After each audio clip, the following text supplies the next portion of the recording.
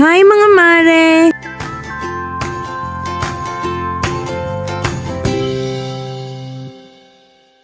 At ang ating for today's video mga mare, ito na nga ang binyag ng pamangkin ni Feeling Boss. Dahil nga hindi nakadating yung mga ninong at ninang, kaya ito ako at napaninang nga ng biglaan.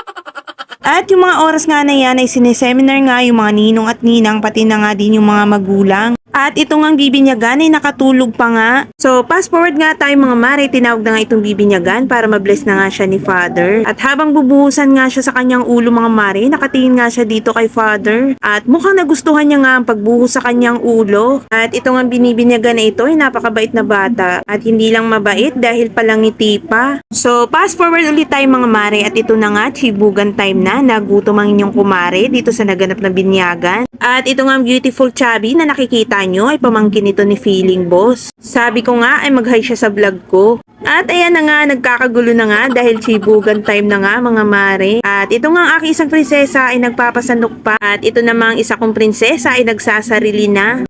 At ito namang isa na beautiful sexy ay pamangkin pa rin yan ni Feeling Boss. At napapansin ko nga na halos magkasintangkad na nga sila nitong aking bunsong prinsesa. Nakikipagsabayin nga din sa pagtangkad itong aking bunsong prinsesa. At dito nga nakaset up yung handaan nitong bininyagan sa may labas ng kanilang bahay dahil nga meron din silang pa-video okay. At ang isang nga kumakanta dyan ay ang aking bunsong prinsesa. At nakita naman ako dito sa cake at mga cupcakes na pinagawa nila. At pagkatapos nga namin kumain mga mare, at ito na nga ang the best part ng aking video. So ayun nga mga mare, niyaya nga namin yung aming dalawang prinsesa na may pupuntahan kami. So panoorin nyo lang muna mga mare, malalaman nyo kung ano yung aming pupuntahan. At habang on the way nga kami dun sa aming pupuntahan, at ito nga't binibideo ko silang magpipinsan. At yung isang ang batang nasa unahan ay apo na nga yan ni Feeling Boss. At maya maya nga mga mare, ayan dito na nga kami sa aming pupuntahan. At ito na nga yun mga mare, ito nga ay ang aming bahay. At ayan nga ang aking isang prinsesa, sobrang excited niya na dahil first time nilang magkapatid na makikita itong kanilang bahay.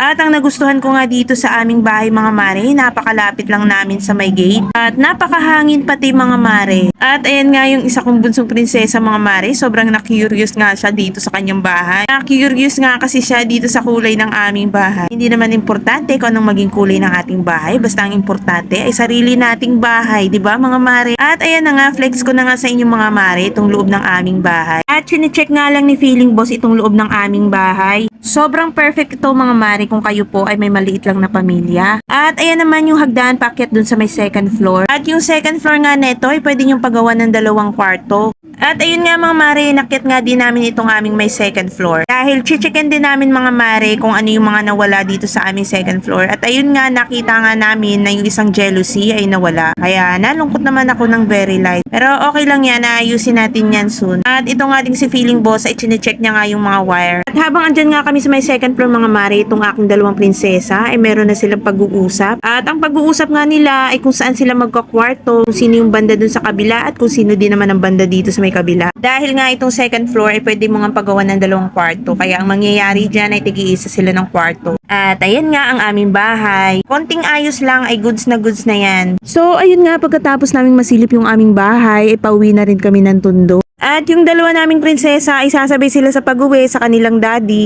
At ito nga hawak-hawak ko dito sa aking kandungan ay ang aking Sharon. Sino pong nakakaalam ng Sharon? At hanggang dito na lang ating for today's video. Salamat sa panonood. Hanggang sa muli mga mare!